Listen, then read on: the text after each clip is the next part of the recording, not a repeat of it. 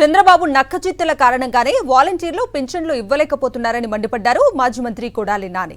తన cheap publicity కోసం చంద్రబాబు రాష్ట్రంలోని వృద్ధులు, వికలాంగులు, వితంతువులను రోడ్డు మీదకి లాగాడని విమర్శించారు. ఆత్మగౌరవం చంద్రబాబు కుటుంబ సభ్యులకు మాత్రమే ఉంటుందా, పేదలకు ఆత్మగౌరవం ఉండదా అని ప్రశ్నించారు. జగన్ను ఒంటరిగా ఎదుర్కోలేక దొంగ కూటమి కట్టి వస్తున్నారని ప్రతిపక్షాలపై ఫైర్ అయ్యారు కొడాలి నాని. వీళ్ళు జగన్మోహన్ రెడ్డి గారు ఉంటే వీళ్ళకి రాజకీయంగా నిరుద్యోగులైన ఉద్దేశంతో వీళ్ళందరూ కలిసి దొంగ కూటమి కట్టి జగన్మోహన్ రెడ్డి గారికి వచ్చారు. జగన్మోహన్ రెడ్డి గారికి ప్రజల ఆశీస్సులు మెండుగా ఉన్నాయి. మేము బజార్లో తిరిగినప్పుడు ఈరోజు ఒకటే చెబుతున్నారు, మా కొడుకు జగన్మోహన్ రెడ్డి గారు, మా అబ్బాయికి మేము ఓటేస్తాం, మా బిడ్డకు మేము ఓటేస్తాం, మమ్మల్ని ఈ స్వతంత్రం వచ్చినాక పెద్ద వాళ్ళు చెబుతున్నారు, మమ్మల్ని ఈ రకంగా చూసినటువంటి వ్యక్తి ఎవడూ లేడు, ఒక్క జగన్మోహన్ రెడ్డి గారు చూస్తున్నాడు. మా ఇంట్లో ప్రతి ఇంట్లోనూ ఏదో ఒకటి ఆరోగ్య సమస్య వచ్చింది, ఆరోగ్యశ్రీ ద్వారా వైద్యం జరిగింది, మా పిల్లలకు అమ్మఒడి వచ్చింది, మాకు డ్వాక్రా రుణాలు రద్దు అయినాయి, మేము చాలా బాగున్నాం. మేము జగన్మోహన్ రెడ్డి గారు వాళ్ళని ఉపయోగపడ్డాడు మాకు ఆయన. మేము జగన్మోహన్ రెడ్డి గారికి మద్దతు ఇస్తాం, జగన్మోహన్ రెడ్డి గారికి ఓటేస్తాం. మేము ఈ రాజకీయ నాయకులు చెప్పేది నమ్మం విన్నాం. మేము జగన్మోహన్ రెడ్డి గారిని మళ్ళీ ముఖ్యమంత్రిని చేస్తాం. ఆయన మా బిడ్డ అని చెప్పి వృద్ధులు, వికలాంగులు, వితంతువులు ఆయన గుండెల్లో పెట్టుకున్నారు. దుష్టుడు, దుర్మార్గుడు 420 గాడి చంద్రబాబు. ఈరోజు జగన్మోహన్ రెడ్డి గారు ముఖ్యమంత్రి అయినాక ఏ ఇంటిలో బియ్యం తీసుకుంటున్నారు, ఏ ఇంటిలో పెన్షన్ తీసుకుంటున్నారు, ఏ ఇంటిలో ఆరోగ్యశ్రీతో డబ్బులు ఖర్చు పెట్టించారు, ఏ ఇంటిలో భరోసా వచ్చింది, ఏ ఇంటిలో ఆసరా ఇచ్చారు, ఎవరన్నా పక్కింటి అడిగన్నా తెలుసా?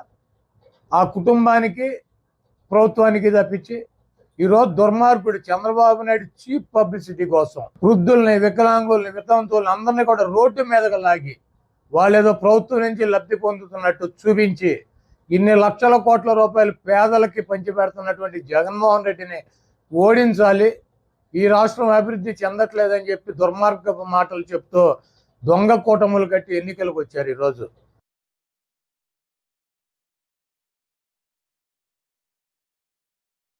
మీకే ఉంటుంది ఆత్మగౌరవం, మీకే ఉంటాయి గౌరవ మర్యాదలు, మీ కుటుంబ సభ్యులకు ఉంటాయి గౌరవ మర్యాదలు.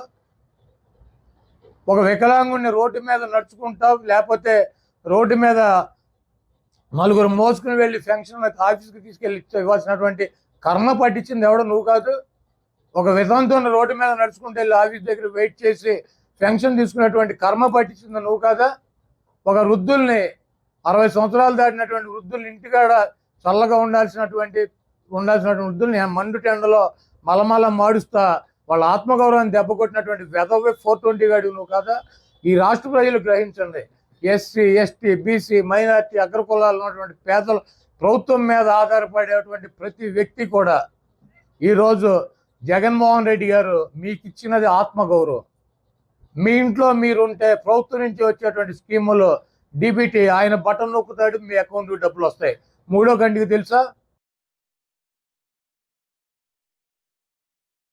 మీ ఆత్మగౌరవం కాపాడుకోవాలన్నా, మీ పిల్లలు చదువుకోవాలన్నా, మీకు ఆరోగ్య సమస్యలు లేకుండా ఉండాలన్నా, మీరు ప్రతి ఒక్కళ్ళు కూడా ఒక ఇల్లులో మీరు మీ కుటుంబం గడపాలన్నా, ప్రభుత్వం నుంచి మీకు ఆర్థికంగా ఏదో రకంగా చేయూత రావాలన్నా, మీ కుటుంబాలు బాగుపడాలన్నా, మీ పిల్లలు చదువుకోవాలన్నా ఒక్క జగన్మోహన్ రెడ్డి గారి వల్లే సాధ్యం అవుతుంది.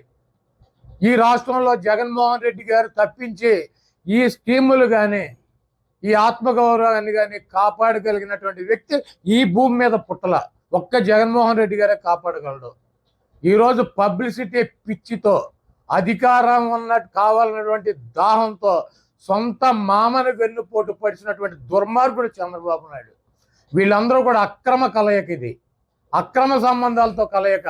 జగన్మోహన్ రెడ్డి గారిని దించాలి, వీళ్ళు అధికారంలోకి రావాలి, వాళ్ళు పార్టీని పికప్ చేసుకోవాలి.